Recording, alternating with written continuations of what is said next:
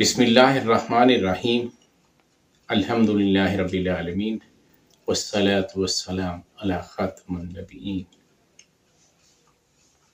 نبی محتشم صلی اللہ علیہ وسلم نے جو فیصلے صادر فرمائے ہیں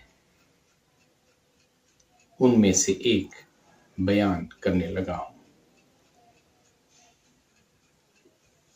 نبی کریم صلی اللہ علیہ وسلم کے عہد ہمایوں میں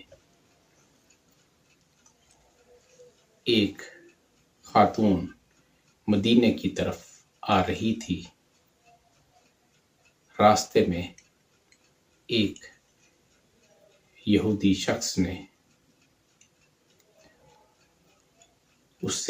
اس کے زیورات چھین لیے اور مال متاع چھین لیا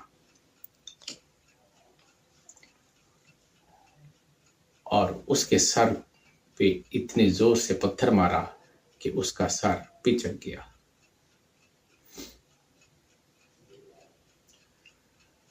اس خاتون کو اس وقت نبی کریم صلی اللہ علیہ وسلم کے پاس لایا گیا جبکہ اس کی آخری سانسیں چل رہی تھیں۔ نبی کریم صلی اللہ علیہ وسلم نے اس سے پوچھا کہ تمہارے سر پر کس نے ضرب لگائی ہے؟ وہ خاموش رہی۔ آپ نے دوسری مرتبہ پوچھا، وہ خاموش رہی۔ آپ نے تیسری مرتبہ پوچھا تو اس نے اس یہودی کا نام بتا دیا اور ساری بات نبی کریم صلی اللہ علیہ وسلم کے گوش گزار کر دی۔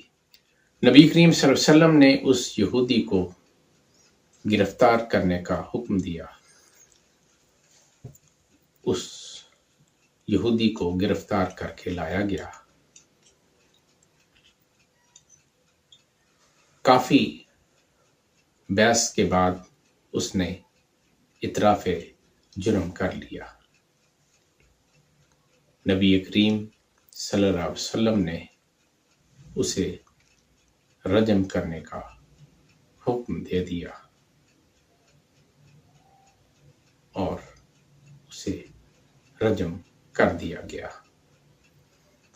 حضرت انس بن مالک اس کے راوی ہیں اور امام بخاری نے اس کو نقل کیا ہے۔